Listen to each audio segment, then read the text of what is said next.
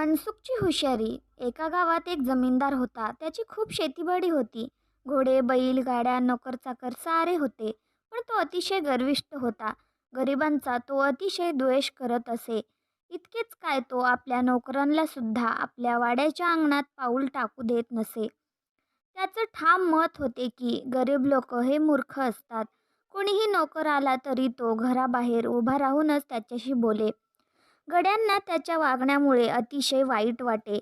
संधी मिळताच ते पण जमीनदाराचे नुकसान करण्याची संधी सोडत नसत.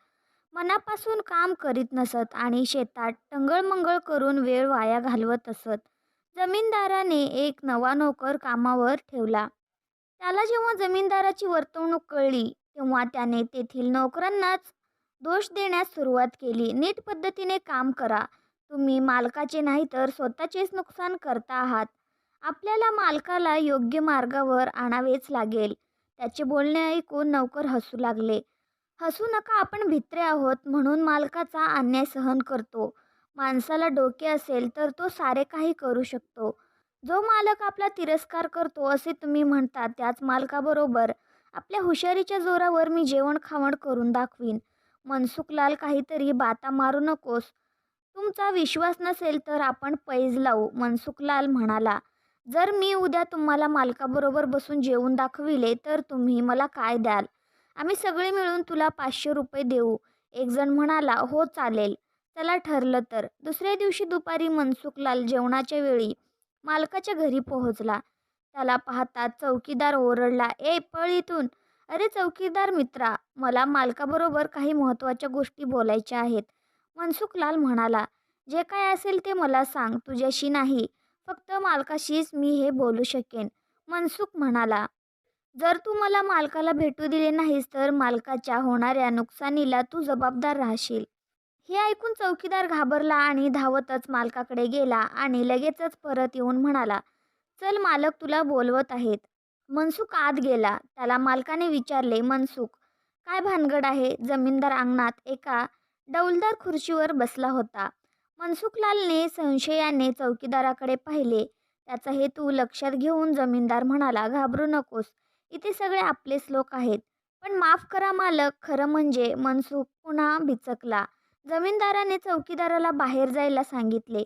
जमीनदार म्हणाला, आता सांग काय ते. मनसुख पुढे जाऊन जमीनदाराच्या कुर्शीवर बसला. मग त्याने वाड्याच्या अवतीभोवती उंच उंच झाडांवर चढून बसलेल्या आपल्या सहकाऱ्यांवर नजर टाकली आणि मग म्हणाला, मी अंगणात आलो म्हणून क्षमा मागतो, पण मला एका घागरभर हिऱ्या मोत्यांची किंमत किती होते हे माहीत करून घ्यायचे आहे. घागरभर हिरे मोती? जमीनदार चमकला. तुला काय म्हणायचंय? मालक, मला घागरभर हिऱ्या मोत्यांची किंमत किती होते हे माहीत करून घ्यायचंय. जमीनदाराला वाटले मनसुखला कुठेतरी गुप्तधन सापडले असावे. त्याने असा विचार केला, 1500 रुपये देऊन ती हिऱ्या मोत्यांची घागर आपण पटकावली पाहिजे. असा विचार करून तो म्हणाला, हे तू का विचारतोयस? खरं खरं सांग. मनसुखने दीर्घ श्वास घेतला आणि उभा राहून तो म्हणाला, मालक, मालक आपल्याला किंमत माहीत नसेल तर राहू दे. मी बाजारात जाऊन एखाद्या जवाहिराला विचारीन. मला वाटले होते आपल्याला किंमत माहीत असेल, पण जाऊ दे, काही हरकत नाही. मला खूप भूक लागली आहे. मी घरी जाऊन जेवण आणि मग बाजारात जाईन.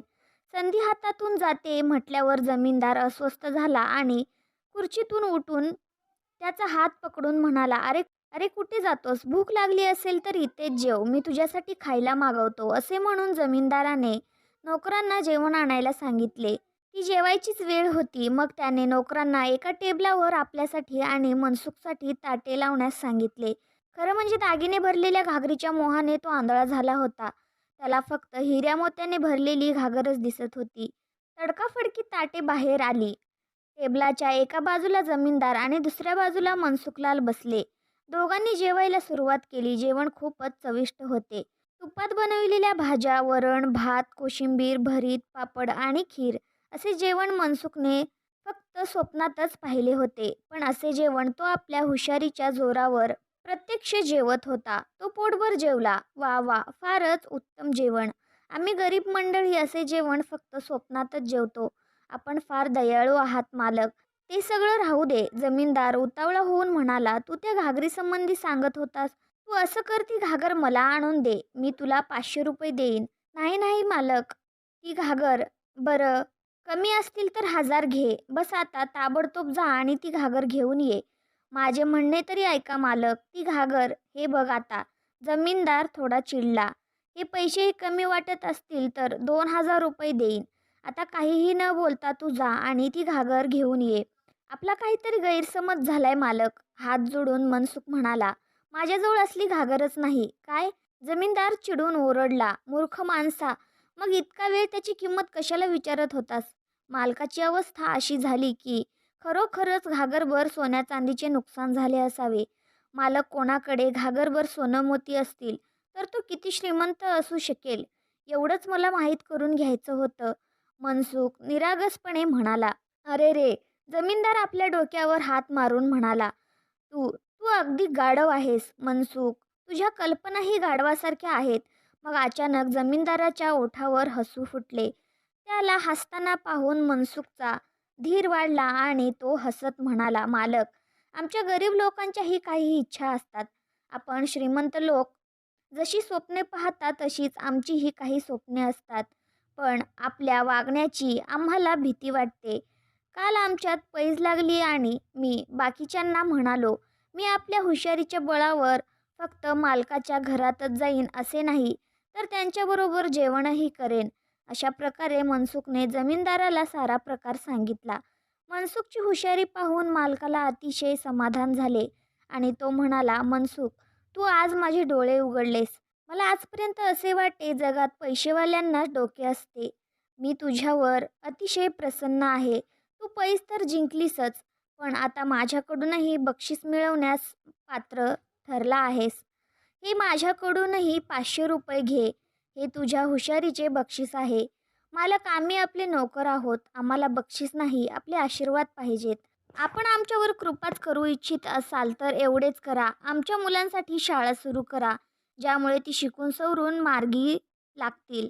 मनसुखचे बोलणे ऐकून जमीनदार अतिशय खुश झाला आणि त्याने गावात एका शाळा आणि एक छोटासा दवाखाना उघडण्याची योजना जाहीर केली.